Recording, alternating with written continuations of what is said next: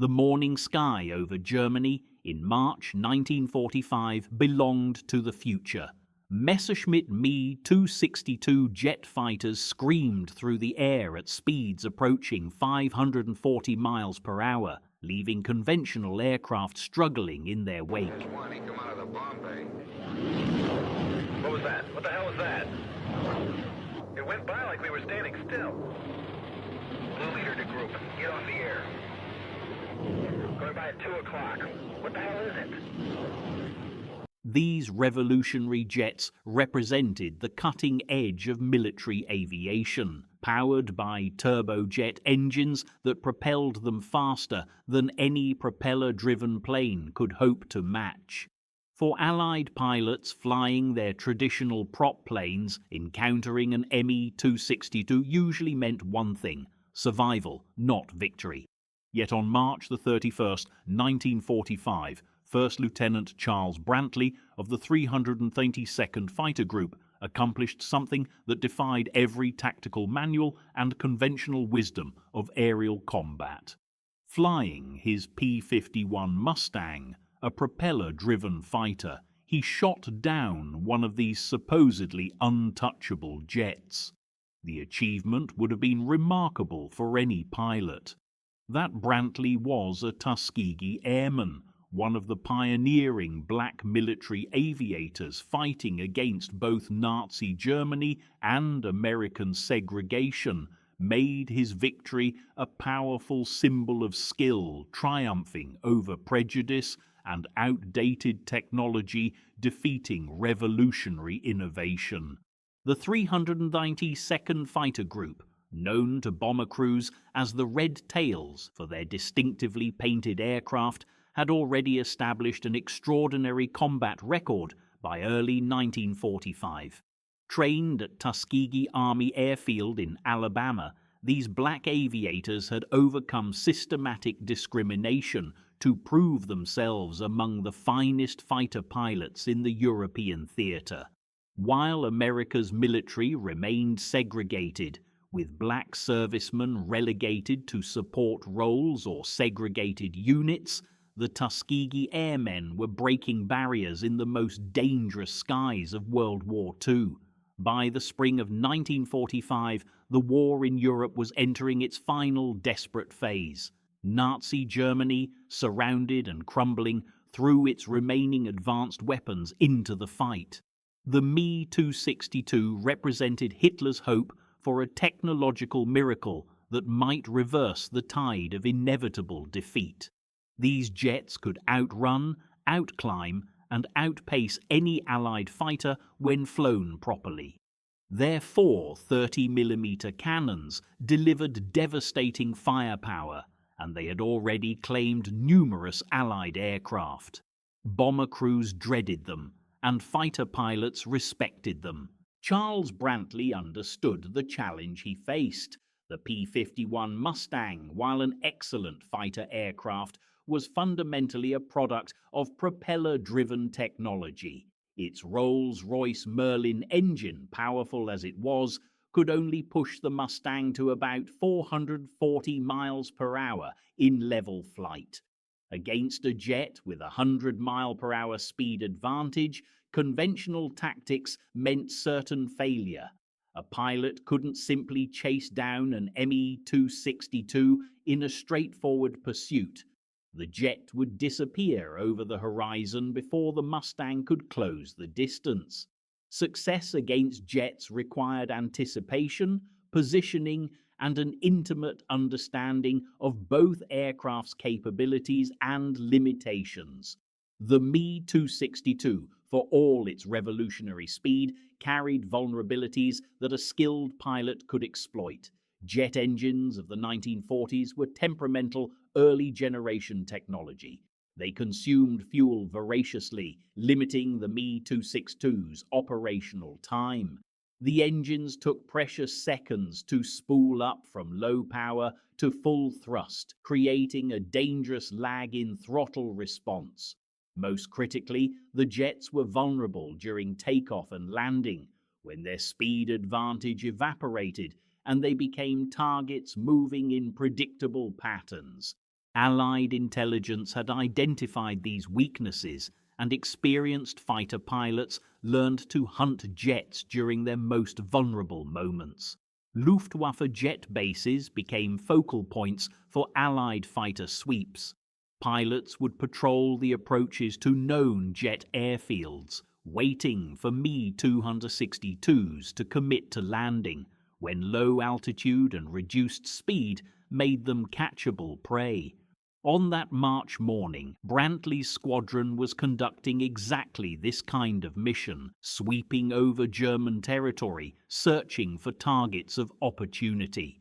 The Red Tails had become specialists in bomber escort, but by 1945 they also flew aggressive fighter sweeps, seeking out and destroying the Luftwaffe wherever it could be found. Ground targets, enemy aircraft, anything that could hasten Germany's collapse became fair game. When Brantley spotted the Me-262, the tactical situation likely unfolded in seconds that felt like minutes. Every decision in aerial combat happens at the intersection of training, instinct, and split-second judgment. The jet pilot, perhaps low on fuel or returning from a mission, may have been heading for base. The German pilot held every advantage in speed and firepower, but Brantley held position and opportunity. The P-51's greatest asset in this matchup wasn't speed, but maneuverability. Propeller-driven fighters could turn more sharply and change direction more quickly than early jets. If Brantley could position himself properly, if he could anticipate the jet's flight path and cut off its escape route, he might get the brief firing opportunity he needed. The Mustang's 650 caliber machine guns, while less powerful than the Me-262's cannons, were reliable and accurate. A short burst in the right place could cripple any aircraft. The engagement itself required Brantley to exploit every second of advantage. Perhaps he dove from higher altitude, trading height for speed to close the distance. Perhaps he anticipated the jet's flight path and positioned himself for a deflection shot, firing not at where the aircraft was, but where it would be. Combat reports from the period often describe these encounters in clinical language: altitude, heading, result. But behind each line lies a story of violence and precision. When Brantley's guns found their target, the outcome was decisive. Whether he damaged the Me-262's engines, struck its control surfaces, or hit the pilot himself, the result was the same. The jet, moments before an untouchable symbol of German technological superiority, fell from the sky. A propeller-driven fighter flown by a black American pilot had defeated the Third Reich's most advanced weapon. The victory earned Brantley the Distinguished Flying Cross, one of many honors accumulated by the Tuskegee Airmen during their service. But the meaning of this aerial victory extended beyond military decoration. Each mission flown by the Red Tails, each enemy aircraft destroyed, each bomber escorted safely to its target and back, served as evidence in an argument about human capability and worth. The Tuskegee Airmen flew their missions under a double burden. They fought the Luftwaffe while simultaneously battling American racism that claimed black men lacked the intelligence, courage, and skill for combat aviation. Every flight was both a military mission and a refutation of bigotry. When they returned to base in Italy, they lived in segregated facilities, even as they risked their lives for their country. When the war ended and they returned to America, many faced the same discrimination they'd left behind, despite their distinguished service record. The Me-262 itself represented one of warfare's recurring lessons. Technological superiority alone rarely determines victory. Germany produced approximately 1,400 of these advanced jets, but chronic fuel shortages, pilot training deficiencies, and overwhelming Allied numerical superiority meant they could never decisively influence the war's outcome. Individual Me-262 pilots achieved remarkable kill ratios, but they were drops in an ocean of Allied air power. For every jet that reached the battlefield, Allied factories produced dozens of conventional fighters. The P-51 Mustang, though technologically inferior to the Me-262 in raw performance, proved itself superior where it mattered most: reliability, availability, and in the hands of skilled pilots, lethality. American industry churned out more than 15,000 Mustangs during the war, ensuring that when pilots like Brantley encountered enemy aircraft, they had the numbers and training to prevail. The tactical lessons learned from jet encounters would shape post-war aviation doctrine. The age of jet fighters had arrived, but the transition period taught valuable lessons about exploiting enemy weaknesses, the importance of energy management in combat, and how positioning could overcome raw performance differences. Pilots who survived encounters with Me-262s carried these lessons into the jet age, where similar principles would apply at ever higher speeds. Charles Brantley's victory on March 31, 1945, stands as one moment in a larger story of the Tuskegee Airmen's collective achievement. The 332nd Fighter Group flew over 15,000 sorties during the war, destroyed more than 260 enemy aircraft, and earned a reputation for determination and skill. They accumulated numerous distinguished service awards and proved beyond any reasonable doubt that courage and ability have nothing to do with race. The broader significance of their service emerged gradually. During the war itself, many Americans remained unaware of the Tuskegee Airmen's accomplishments. Military segregation and societal prejudice limited public recognition of their achievements. But within the Army Air Forces, and especially among the bomber crews they escorted, their reputation was unassailable. Bomber pilots requested the red tails specifically, knowing that when those distinctively marked fighters appeared on their wingtips, they could focus on their target runs rather than worrying about enemy interceptors. After the war, President Harry Truman's 1948 executive order desegregating the military owed much to the demonstrated competence of units like the 332nd Fighter Group. How could the military continue arguing for racial separation when black pilots had matched or exceeded the performance of their white counterparts? The Tuskegee Airmen's combat record served as irrefutable evidence in the civil rights arguments of the 1940s and beyond. The engineering challenge of the Me-262 versus P-51 matchup illuminates how aerial combat worked at the intersection of physics and human skill. The jet's turbojet engines compressed air, mixed it with fuel, and ignited it to produce thrust directly, a fundamentally more efficient process than using combustion to spin a propeller. This gave the Me-262 superior speed and climb rate. However, the P-51's propeller system, while mechanically complex, was mature and reliable. The Mustang's laminar flow wing design, refined over years of development, gave it excellent efficiency and range. In a turning fight, where angular momentum and wing loading matter more than straight-line speed, the P-51 held advantages. The Mustang could pull tighter turns without bleeding energy as quickly as the heavier, faster jet. This meant that if a jet pilot made the mistake of engaging in a turning dogfight rather than using hit-and-run tactics, the propeller fighter could bring its guns to bear.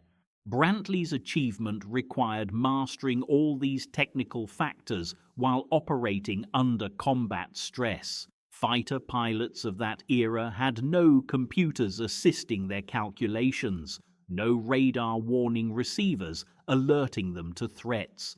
They relied on visual scanning, spatial awareness developed through hundreds of hours of training, and the ability to process information and make decisions faster than their opponents. The human factor ultimately mattered more than technology.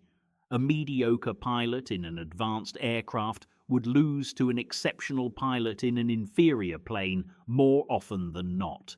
Brantley and his fellow Tuskegee Airmen proved this principle repeatedly. They took their P-51s and P-47s, reliable but conventional fighters, and outfought opponents who often had numerical or technological advantages. By the time Germany surrendered in May 1945, the Tuskegee Airmen had shattered every stereotype about black combat pilots. They'd done so not through special treatment or lowered standards, but by meeting and exceeding the same rigorous requirements demanded of all Army Air Force's fighter pilots. Their flight training was identical, their aircraft were the same, and their missions were often more dangerous than those assigned to other units.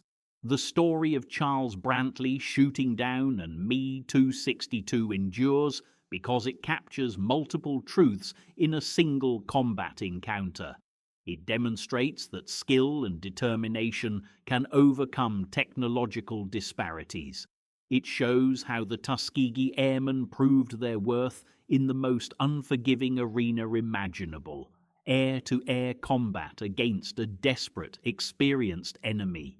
It illustrates how individual courage contributes to larger historical changes. Modern air forces study World War II jet encounters for the tactical lessons they provide. The principles Brantley applied, energy management, positional advantage, exploiting enemy vulnerabilities, remain fundamental to air combat doctrine. Fighter pilots today, flying aircraft that would seem like science fiction to 1945 aviators, still learn about the importance of positioning over pure performance. The legacy of the Tuskegee Airmen extends far beyond their combat achievements. They opened doors for future generations of black military aviators and helped advance the broader civil rights movement. When Colin Powell, a black American, rose to become chairman of the Joint Chiefs of Staff, he stood on foundations laid by men like Charles Brantley. When the first black astronauts reached space, they followed paths pioneered by the Tuskegee Airmen. Charles Brantley returned to civilian life after the war, carrying memories of extraordinary experiences that most people could barely imagine. He had flown in combat, faced death repeatedly, and achieved what many thought impossible. Like many veterans, he rarely spoke of his wartime experiences, but his actions spoke eloquently about capability, courage, and the absurdity of racial prejudice. The encounter between a prop plane and a jet over Germany in 1945 lasted perhaps seconds, but those seconds contained a lifetime of training, challenged generations of racist assumptions, and demonstrated that human excellence transcends arbitrary categories. When Charles Brantley lined up his gun sight on that Me-262 and pressed his trigger, he wasn't just shooting down an enemy aircraft. He was proving a point that should never have needed proving. That skill, courage, and determination belong to all people, regardless of race. The technical impossibility of what he accomplished, a slower plane defeating a faster one, mirrors the supposed impossibility of what the Tuskegee Airmen represented. Both impossibilities became reality through preparation, skill, and the refusal to accept limitations that others tried to impose. The prop plane won because its pilot was better. The black aviators succeeded because they were every bit as capable as their white counterparts, despite a society that insisted otherwise. That morning in March 1945, somewhere in the skies over a dying Third Reich, Charles Brantley proved that the future belonged not to those with the most advanced technology, but to those with the courage and skill to use whatever tools they had to maximum effect. His victory remains a testament to the Tuskegee Airmen's excellence and a reminder that history's most important battles are often fought on multiple fronts simultaneously.